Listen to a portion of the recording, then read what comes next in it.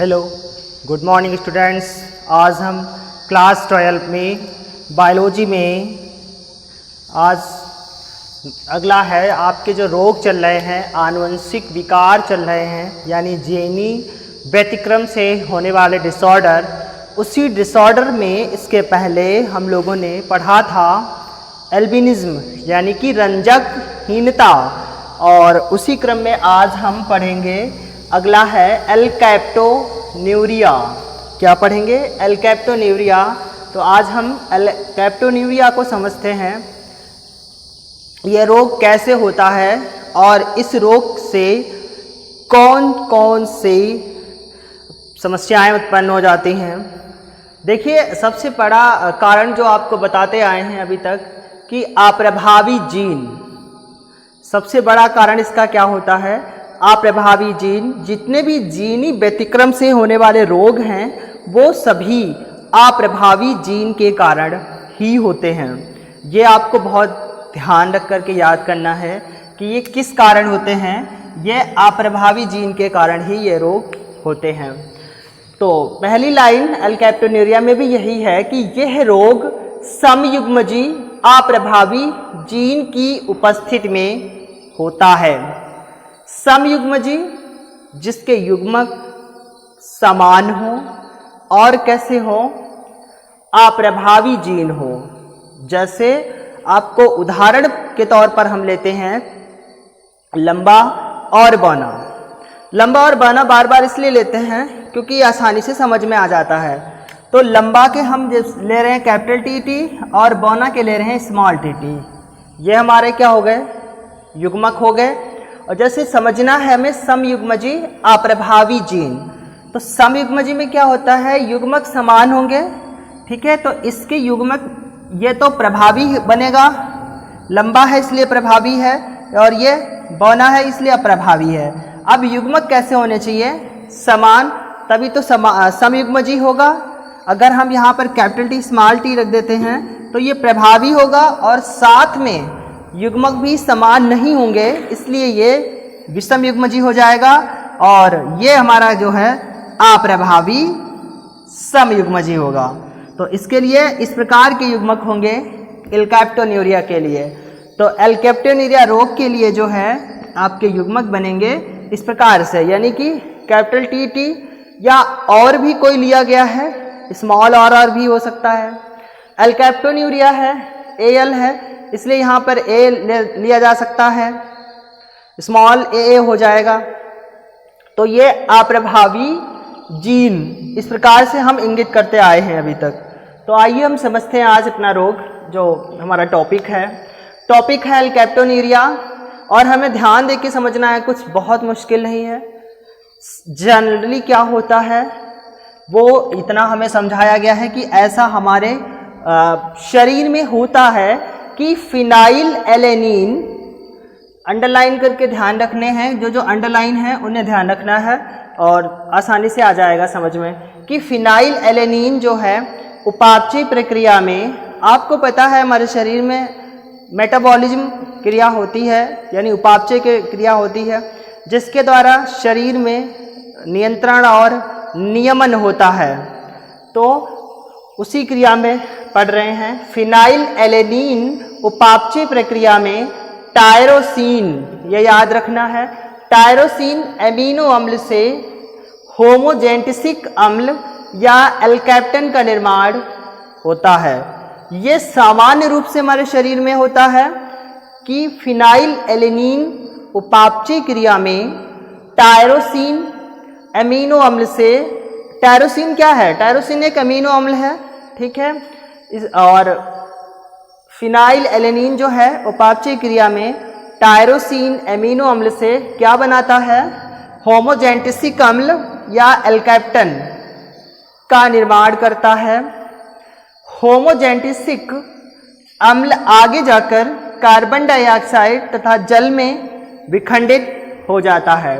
इतना तो हमारे शरीर में सामान्य रूप से होता है कि जो हमारा फिनाइल एलेनिन है ये टायरोसिन एमिनो अम्ल के साथ उपापचय क्रिया में होमोजेंटिसिक अम्ल बनाता है और यही होमोजेंटिसिक अम्ल आगे जाकर कार्बन डाइऑक्साइड तथा जल में टूट जाता है या विखंडित हो जाता है।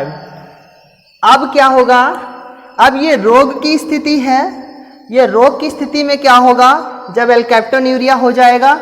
ऐसे तो ये सामान्य रूप से हमारे शरीर में होता रहता है, यानी ये सामान्य प्रक्रिया है कि सामान्य रूप से जब उपापचय की प्रक्रिया में फिनाइल एलिलीन टायरोसिन एमिनो अम्ल की साथ जो है या अमीनो अम्ल से क्रिया करके या अमीनो अम्ल से या अमीनो अम्ल द्वारा होमोजेंटिसिक अम्ल या एल्केप्टन का निर्माण करता है, यही होमोजेंटिसिक अम्ल आगे जाकर के कार्बन डाइऑक्साइड तथा जल में टूट जाता है।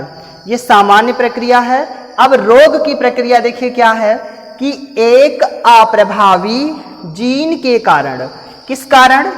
आपको पहले बता चुके हैं कि ये जो एल्केप्टोन्यूरिया है ये समयुग्मजी अप्रभावी जीन के कारण उत्पन्न होता है।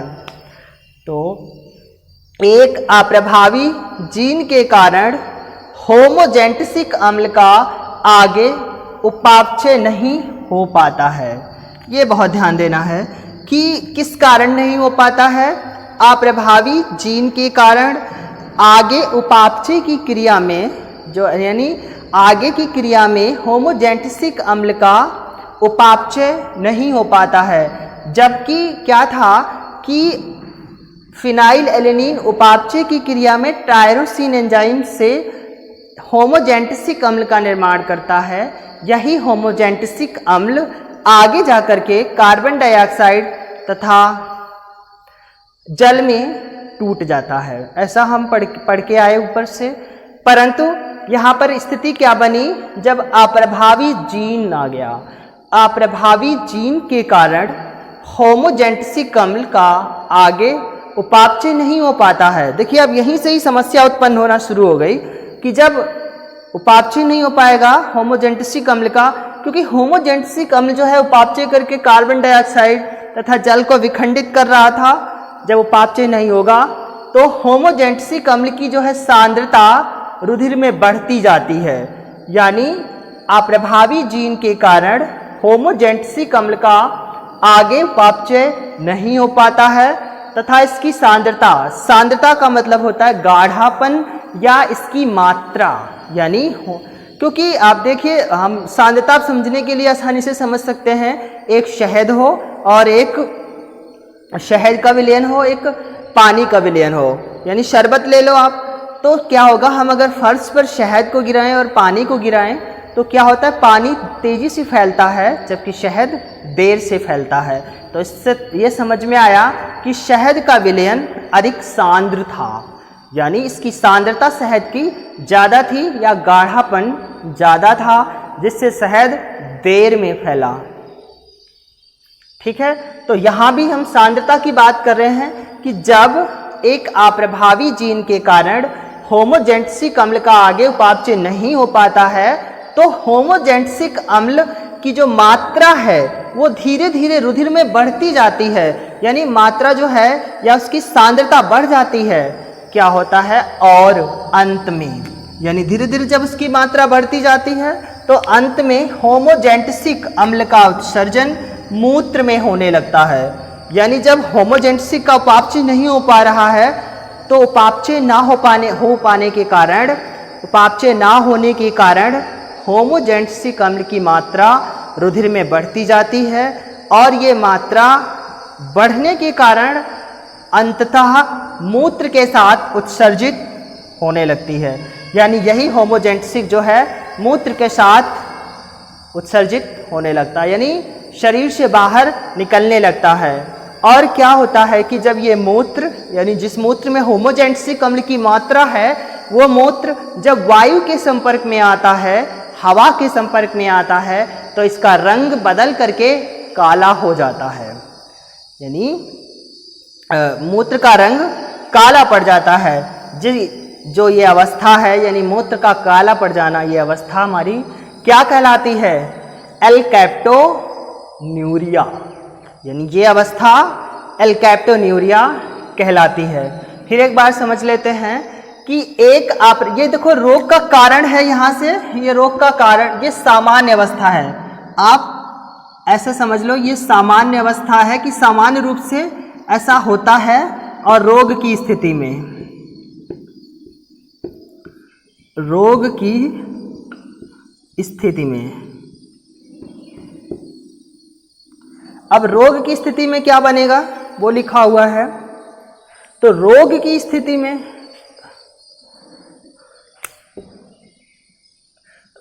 हम आपको रोग की स्थिति में समझाने का प्रयास कर रहे हैं कि एक अप्रभावी जीन के कारण क्या होता है कि होमोजेनेटिक अम्ल का उपापचय नहीं हो पाता है। जब होमोजेनेटिक अम्ल का उपापचय नहीं हो पाता है तब इसकी सांद्रता, क्योंकि होमोजेनेटिक अम्ल का उपापचय जब होता रहता है तब ये कार्बन डाइऑक्साइड और जल में टूटता रहता है और जल जो है वो हमारे मूत्र के माध्यम से बाहर निकलता रहता है।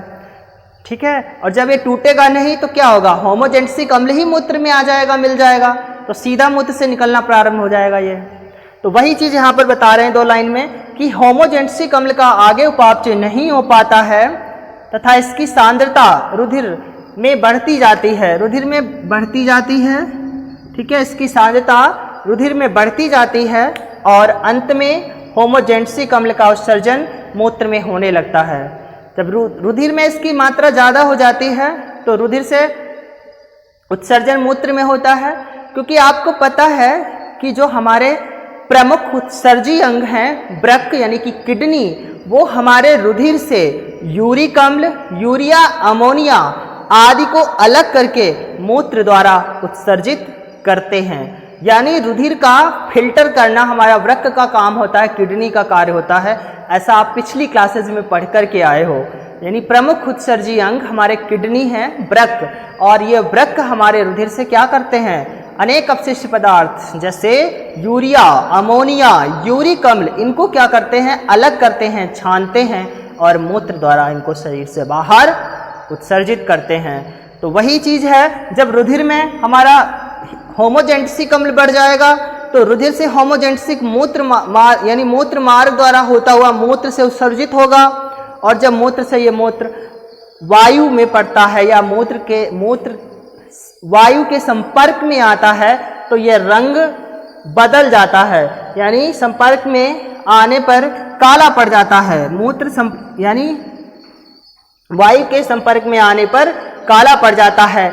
ये अवस्था एल्कैप्टोन्यूरिया कहलाती है।